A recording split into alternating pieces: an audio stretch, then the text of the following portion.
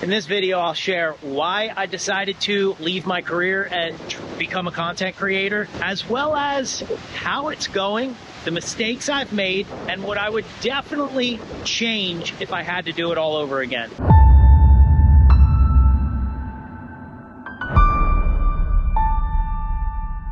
So this past year, I left a 30-year career. In 1992, I became a licensed cosmetologist. It was a family business. If you've seen some of my other videos, you know that that's the case. And it was great. It was great.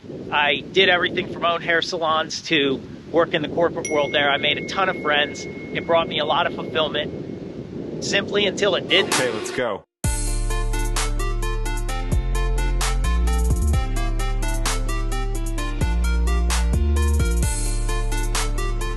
So on January 1st of last year, I decided I just couldn't stay in the industry I was in for any longer.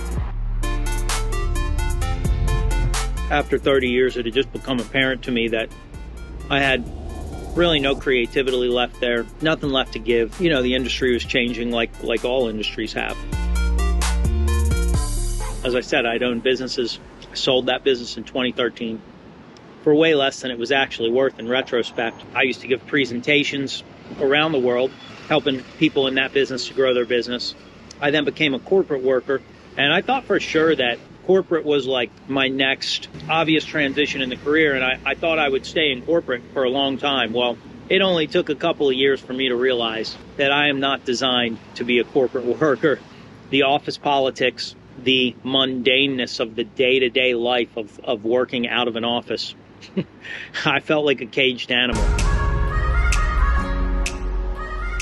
I tried this working for 3 different companies, both for higher and lower pay, and it was all the same outcome. It wasn't for me. So once I did decide to try something different, it took me a few months to wind that down. And on that day, I made this Instagram post. I've had 30 years, and this is it. I am finished. That felt so good. I mean, I had this like free at last feeling.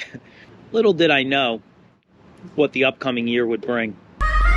So admittedly, I was nervous in the beginning, or a little bit excited. But as it so happened in the beginning of the year, I'd gotten a significant amount of video work for other people that sustained me for a good portion of the year. And then I picked up another full-time client, which felt like a good thing in the beginning, but it ended up that, again, I had no time really to be creative and like work on my own content. So I was spending all my time making content for another person again. And I started to settle in and say, like, well, maybe this is just what the content creation journey is going to look like for me. But suddenly this October, his budget got cut, and it was almost an instantaneous thing. But the way I looked at it, it was just a gift from the universe.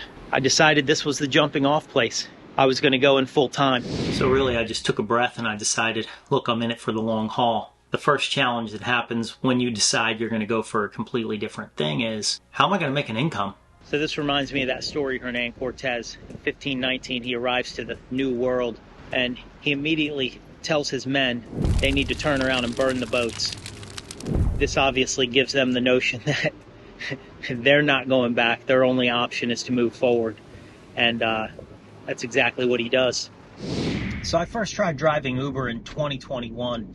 Basically, I was wanted to see if I could actually sustain some kind of an income while I had a career change. And I knew that I would be going from having a full-time income to, in fact, having zero income, at least for a while. What I learned was anybody that has a clean car and a little politeness and can read Google Maps can definitely supplement your income as a rideshare driver, which was super relieving to me.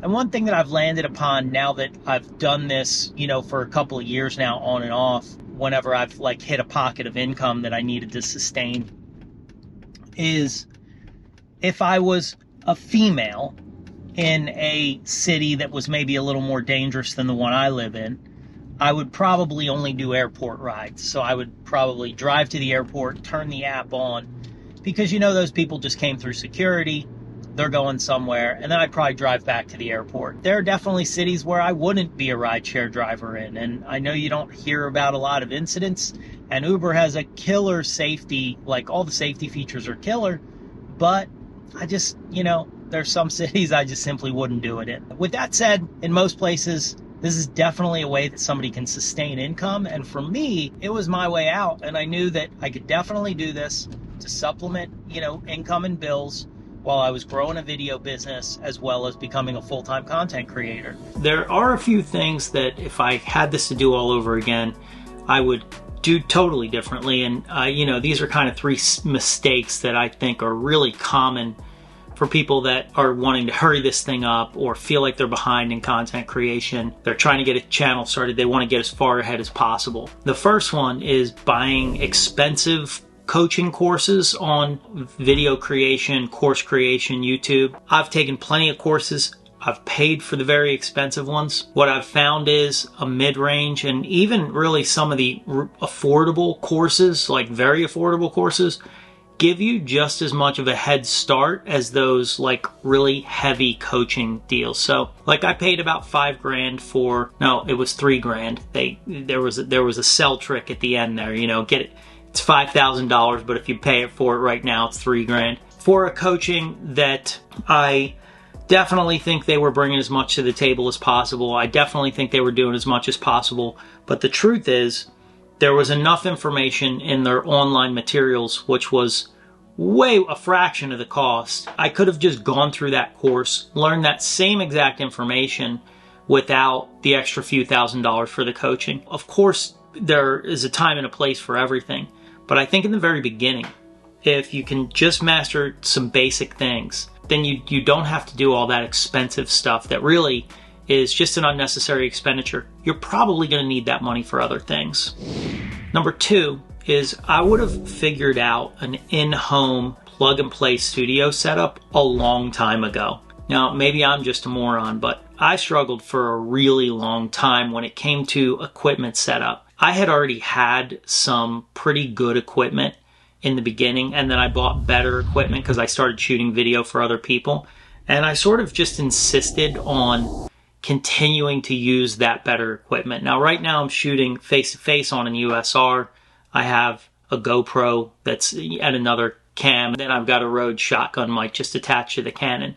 However, I have this equipment. The GoPro would have been completely sufficient to start, along with my phone for B-roll, which I never really got great at shooting with my phone until recently when I started to use it for a lot of B-roll. I insisted on using my Canon R6. I insisted on using the USR. I insisted on my tripods.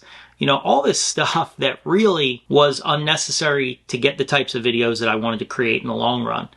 And so you could quite possibly start out with a GoPro or something of the like. The main thing is people can see you, that you're lit pretty well. I'm just sitting in front of a window. For years, I was lighting myself from all angles.